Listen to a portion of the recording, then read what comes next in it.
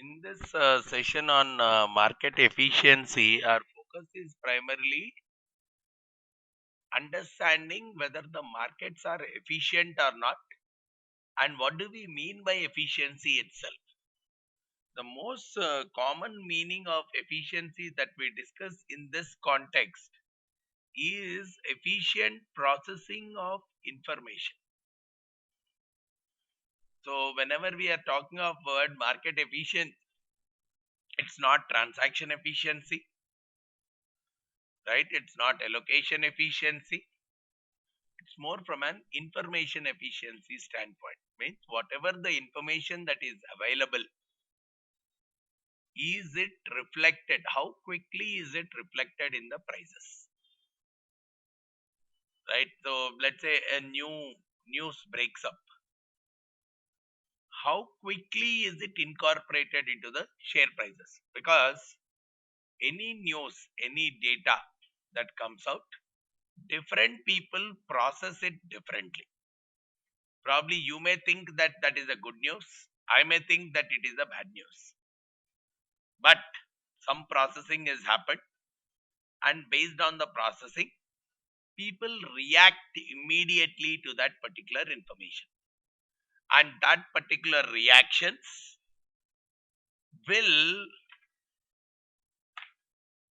if the market is very efficient, that particular reactions are happening immediately and they are getting reflected into the stock price very quickly, or for any market. It's not only stock market.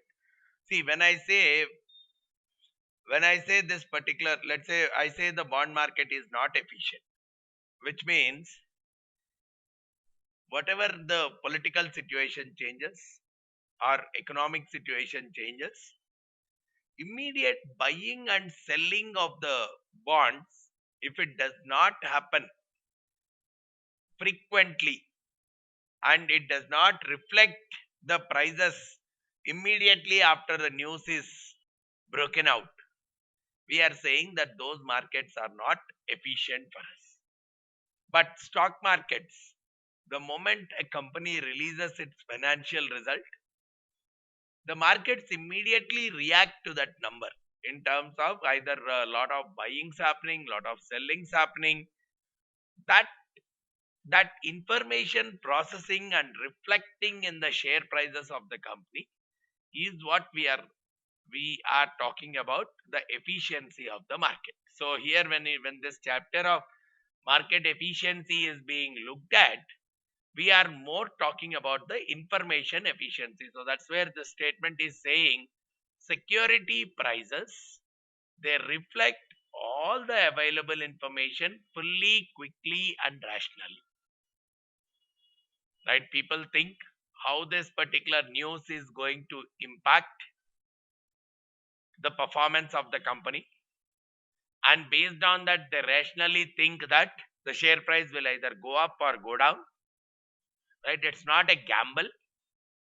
They think a little bit in terms of whether this particular news is going to be good or bad. It's not a 50-50 toss. Of course, though some kind of decisions will be equally good, equally bad, but people have their own processing mechanism. And what we are saying is every information that is available, if it reflects fully, quickly, and rationally, we say that the market is efficient. Again, that is even more a mechanism to say that no one can make unlimited undue profit in this kind of a market. Probably I'll give a much better example to compare with. When will I say a particular examination system is efficient? Probably let's say if people read the last 3-4 years question papers and they are able to confidently get 80-90% in the current year, right? Then I can simply say that the examination system is nowhere efficient. Because just by knowing some past information or just by doing some basic research work on the question papers and something, If a person is able to generate a success consistently, then it means he knows how to beat the system. He knows how to generate profit consistently. When see in some markets, okay, there you are passing, but it's not at the expense of someone else failing. Everyone is passing. But if we look at it the other way, that only 30% of the people pass, your gain is always at the other person's loss. The financial markets work like that only. One person's gain is the other person's loss. So now if you are able to make constant gains, consistent gain by some mechanism or the other, it means someone is losing consistently. And when someone is losing consistently, why will ever he come to the market? No one wants to invest in a market where he will lose every day, right? So, which means the market is like a system. Okay, some person who is very good at finance, probably he may, or who is very good at understanding the behavior of the market, probably in 70%, 75%, 80% of the cases he should be able to make a normal profit. But at least 20% of the cases he may not make the profit because system is much bigger than an individual. No one can make undue abnormal kind of profit consistently because different info not a single person cannot process all the information that is coming in, right? So the understanding the complexity of the system is not that easy, which means a person who knows some mechanisms of valuations and blah blah blah stuff, he should be able to make profit, but not that consistently. He is only making profit better than others, but it's not that he will make the profits every time. If he is able to make a profit every time abnormally, then it means he knows how to beat the system. And if someone knows how to beat the system, then probably there is a possibility that the system will become more and more inefficient. Like if one person knows how to leak the question paper consistently, he can make the system fully inefficient. Probably it will not stop only with him. He will try to create the Xerox copies of those question papers. He will try to create a kind of a mafia gang internally who will uh, who will be responsible for selling the leaked question papers for a huge price, make money out of it. He can make undue profit, and that makes the system more and more inefficient. So we have to really know, see, any investment that any person is willing to make in a market, he will generally invest in that market which he finds is more and more efficient, right? I don't want to put my money in that particular market which can be manipulated very easily, where some person knows how to manipulate the numbers and create a profit for himself, right?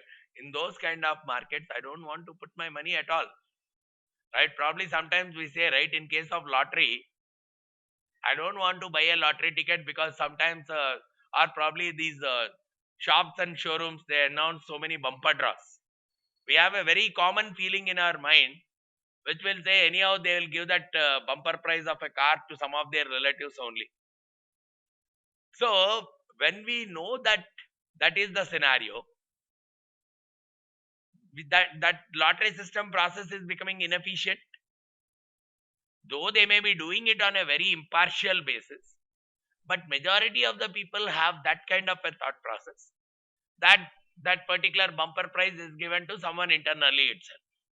So they may have to adapt to some other process to make sure to ensure the people that that process is very efficient.